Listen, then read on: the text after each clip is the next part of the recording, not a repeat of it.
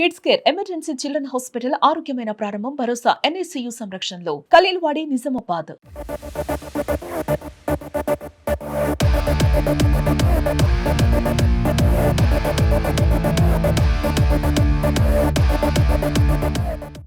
నిజామాబాద్ జిల్లా పౌరులందరికీ కూడా నమస్కారం.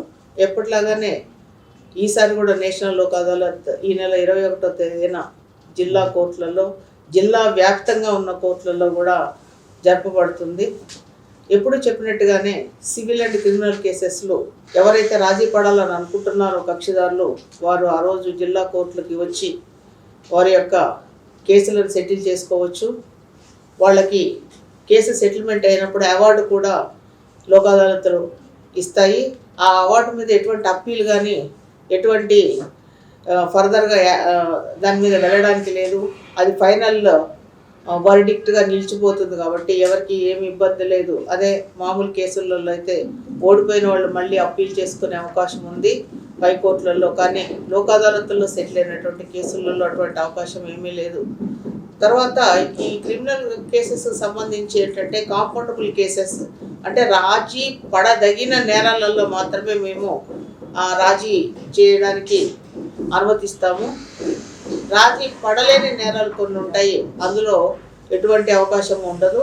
సో ఏవైతే నాన్ కాగ్నిజబుల్ అఫెన్సెస్ ఉన్నాయో అంటే 3 సంవత్సరాల లోపు పనిష్మెంట్ పడేటటువంటి కేసులు ఏవైతే ఉన్నాయో అవి కాంపౌండబుల్ కేసెస్గా ఉన్నాయి. అటువంటి తగాదాలలో కక్షిదారులు కంప్లైనెంట్స్ కానివ్వండి, ముద్దాయిలు కానివ్వండి, అటువంటి కేసులలో ముందుకు వచ్చి మేము సెటిల్ చేసుకుంటాము అని అంటే, ఎందుకంటే ఒక కేసు ఒక సమస్య మీద ఒక కేసు ఫైల్ చేస్తారు, కానీ ఆ రోజున్న ఆవేశం ఫైల్ చేసేటటువంటి ఆ రోజున్న ఆవేశము ఒక నెల రోజులకి, 2 నెలలకి, 6 నెలల తర్వాత అటువంటి ఆవేశాలు ఉండకపోవచ్చు. ఒకే ఊళ్ళో తిరుగుతూ ముఖాలు చూసుకుంటారు కాబట్టి ఇద్దరి యొక్క ఆవేశాలు తగ్గిపోయి ఒక నార్మల్ పొజిషన్కి వచ్చిన తర్వాత అయ్యో అనవసరంగా కేసు పెట్టాము, దీన్ని తీసేసుకుంటే బెటర్ అని ఇద్దరు ఒక నిర్ణయానికి రావచ్చు. కాబట్టి అటువంటి అవకాశాలు ఉన్న కేసులలో వారు ముందుకు వచ్చి కోర్టులను సంప్రదించినట్టయితే నేషనల్ లోక్ అదాలత్ రోజు అటువంటి కేసులన్నీ కూడా తీసేయడం జరుగుతుంది. అలాగే సివిల్ కేసులలో చాలా రకాల కేసులు ఉంటాయి, మీ అందరికీ తెలుసు. ఆస్తికి సంబంధించిన కేసులు ఉంటాయి, తర్వాత మెయింటెనెన్స్ కేసులు ఉంటాయి, ఫ్యామిలీకి సంబంధించి కన్జ్యూమర్స్ కేసెస్ కూడా ఉంటాయి, తర్వాత బ్యాంక్ కేసులు, చెక్ బౌన్స్ కేసులు ఉంటాయి, తర్వాత మోటార్ వెహికల్ యాక్సిడెంట్ కేసులు, కుటుంబ తగాదాలు, 498 కేసులు, ప్రీ లిటిగేషన్ కేసులు అంటే ఇంకా కోర్టుకు రాని కేసులు. అవి కూడా ఏమైనా ఉన్నట్లయితే మీరు కోర్టుకు వచ్చినట్లయితే ఇరువురి సమక్షంలో ఆ కేసును పరిశీలించి ఒక అవార్డు ఇవ్వడం జరుగుతుంది. ఇటువంటి అవార్డులలో ఒక లిటిగెంట్ గెలిచాడు, ఇంకొక అతను ఓడిపోయాడు అనేది కాకుండా ఇద్దరికి సమన్యాయం జరుగుతుంది. కాబట్టి ఈ అవార్డ్స్ ద్వారా ఇద్దరు కూడా గెలిచినట్టే అవుతుంది. ఇటువంటి రాజీ మార్గం అనేది చాలా అద్భుతమైనటువంటి మార్గము. అంటే ఒక వ్యక్తి కేసు వేసిన పాపానికి, ఒక వ్యక్తి కేసు వేయించుకున్న పాపానికి సంవత్సరాల తరబడి కోర్టుల చుట్టూ తిరగకుండా వాళ్ళు త్వరగా దీని ద్వారా పరిష్కారం అయ్యే అవకాశం ఉంటుంది. సో వాళ్ళకి విలువైన కాలం కూడా సేవ్ అవుతుంది, అలాగే వాళ్ళ మనీ కూడా సేవ్ అవుతుంది. కాబట్టి ఇటువంటి షార్ట్ కట్ మెథడ్స్ వాళ్ళు ఉపయోగించుకుంటే వాళ్ళు చాలా లాభం పొందుతారని మేము వారికి చెప్తున్నాము. ముఖ్యంగా ఈ సివిల్ అండ్ క్రిమినల్ కేసెస్లు కోర్టులలో ఇలాగా నేషనల్ లోక్ అదాలత్ సందర్భంగా రాజీ చేసుకోవచ్చన్న విషయాన్ని విస్తృతంగా ప్రజల్లోకి తీసుకెళ్లాలని, ప్రజలందరికీ తెలియాలని, ప్రజలందరి దృష్టిలో ఉండాలని, ఒక విషయం తెలిస్తేనే దాని గురించి వారు ఉపయోగించుకోవడమా లేదా అనేది వారు నిర్ణయించుకుంటారు. కాబట్టి ఇది ప్రజలందరి దృష్టిలో పెట్టాలనే ఉద్దేశంతో ఇటువంటి కార్యక్రమాలు కానీ, పబ్లిసిటీ కానీ, పోస్టర్స్ కానీ, లేకపోతే ట్రాఫిక్ సిగ్నల్స్ దగ్గర కానీ, బస్ స్టాండ్ ఏరియాస్ కానీ ఇటువంటి పోస్టర్స్, ఈ ప్రకటనలు చేయించి వీటికి చాలా పబ్లిసిటీ ఇవ్వడం జరుగుతుంది, ప్రజలందరికీ తెలియాలి అని.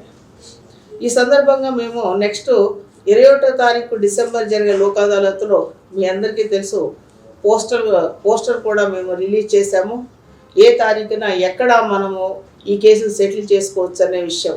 ఈ సందర్భంగా ఇంకొక ముఖ్యమైన విషయం ఏంటంటే ఎప్పుడు కూడా మోటార్ వెహికల్ యాక్సిడెంట్ కేసెస్ సంబంధించి అంటే ట్రాఫిక్ వైలేషన్స్కి సంబంధించి ఎప్పుడు కూడా ట్రాఫిక్ పోలీసెస్ అంటే రకరకాల కేసులు ఉంటాయి. ట్రాఫిక్ వైలేషన్స్ కేసులు ఇప్పుడు ఉదాహరణకు చూసుకుంటే cell phone driving, mobile phone మాట్లాడుతూ డ్రైవింగ్ చేయకూడదు కానీ కొంతమంది సెల్ ఫోన్ మాట్లాడుతూ డ్రైవింగ్ చేస్తూ ఉంటారు.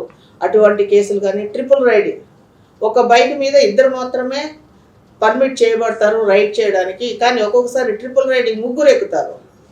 అది ఇన్సూరెన్స్ కూడా వైలేట్ చేసినట్టు అవుతుంది. అటువంటి సందర్భాల్లో ఏమన్నా ప్రమాదం జరిగితే ఎవరైతే ప్రమాద బాధితులు ఉన్నారో వాళ్ళకి ఇన్సూరెన్స్ కూడా రాని పరిస్థితి. సో మనము ట్రాఫిక్ వైలేట్ చేయడమే కాకుండా ఏదన్నా నష్టపరిహారానికి కూడా మనం అనర్హులు అవుతాము. ఈ విషయం జనాలకు తెలియాలి. తర్వాత రాంగ్ సైడ్ డ్రైవింగ్, వెళ్ళేటప్పుడు ఎప్పుడు కూడా లెఫ్ట్ సైడ్ డ్రైవింగ్ అనేది మనకు తెలుసు, అందరూ అది పాటించాలి. ఒక్కొక్కసారి ఏం చేస్తామంటే డివైడర్స్ దగ్గర రాంగ్ టర్న్ తీసుకొని పక్కనే కదా ఇల్లు, షాపు పక్కనే కదా, అదంతా మనం 1 కిలోమీటర్ ఎందుకు తిరిగి రావాలి, 2 అడుగులు వేస్తే ఇక్కడికి వెళ్ళిపోతాం కదా అని చెప్పి రాంగ్ రూట్లోకి వచ్చి వాళ్ళ యొక్క గమ్యస్థానాన్ని చేరుకోవడానికి ట్రై చేస్తూ ఉంటారు. కానీ ఆ 1 నిమిషంలో 2 నిమిషాల్లో జరిగేటటువంటి ప్రమాదాలు చాలా ఉంటాయి. ఎంత దూరమైనా సరే వెళ్ళి రైట్ రూట్లోకి రావడం బెటర్, కానీ రాంగ్ రూట్లో ఎప్పుడు డ్రైవింగ్ చేయకూడదు. అది కూడా ఒకటి ట్రాఫిక్ వైలేషన్ కింద వస్తుంది. ఇంకోటి నాన్ హెల్మెట్ వైలేషన్, హెల్మెట్ ధరించకుండా బైక్లు రైడ్ చేయరాదు అని అందరూ చెప్తూనే ఉన్నారు. ఈరోజు మేము చెప్తున్నాము, రేపు చెప్తూనే ఉంటారు, భవిష్యత్తులో కూడా చెప్తూనే ఉంటారు. కానీ అది ఎంతమంది జనాలు పాటిస్తున్నారు అనేది మనకి బయట చూస్తే అర్థమవుతుంది. సగానికి సగం మంది ఈ బైక్ రైడర్స్ హెల్మెట్ లేకుండా వెళ్తున్నారు. ట్రాఫిక్ పోలీస్ వాళ్ళు ఏం చెప్తున్నారు, ఎప్పుడైనా మీరు బైక్ నుంచి పడే ఛాన్స్ ఉండొచ్చు, ఎవరు కూడా ప్రమాదానికి అతీతులమని అనుకోవడానికి లేదు, ఎవరైనా ప్రమాదానికి గురి కావచ్చు. అటువంటి సందర్భాల్లో బైక్ రైడర్స్ మరీ కూడా ఇమ్మీడియట్గా వాళ్ళది హెడ్ అటు పక్కన డివైడర్కో ఇటు పక్కన ఫుట్పాత్కో కొట్టుకోనో లేకపోతే రోడ్డుకి హిట్ అయ్యే అవకాశం ఉంటుంది. సో ఒకసారి హెడ్ ఇంజ్యూరీ అయిందనంటే జీవితాంతం సఫర్ కావాల్సి ఉంటుంది. మనలో ఉన్నటువంటి నైపుణ్యాలన్నీ కూడా పూర్తిగా జీరో స్థాయికి పడిపోయి మన జీవితమే ఇంకొకరి మీద భారంగా పడి ఉండాల్సిన పరిస్థితి వస్తుంది. అటువంటి పరిస్థితి మనం తెచ్చుకోకూడదు. ఎందుకంటే మనం పొద్దులేస్తే రోడ్డు మీద 100 సార్లు తిరుగుతూ ఉంటాం రోజుకి. సో చాలా జాగ్రత్తగా ఉండాలి. మన మీద ఆధారపడి మన భార్య, పిల్లలు, తల్లి, తండ్రి, తమ్ముళ్ళు, చెల్లెళ్ళు అందరూ ఉంటారు. కాబట్టి కుటుంబానికి మనమే ఆధారం. కాబట్టి రోడ్డు మీదకి వెళ్ళినప్పుడు ఖచ్చితంగా అన్ని రకాలుగా మనం రక్షణ తీసుకొనే వెళ్ళాలి. అటువంటి హెల్మెట్ ధరించకుండా వైలేట్ చేసిన కేసులు. తర్వాత రాంగ్ పార్కింగ్.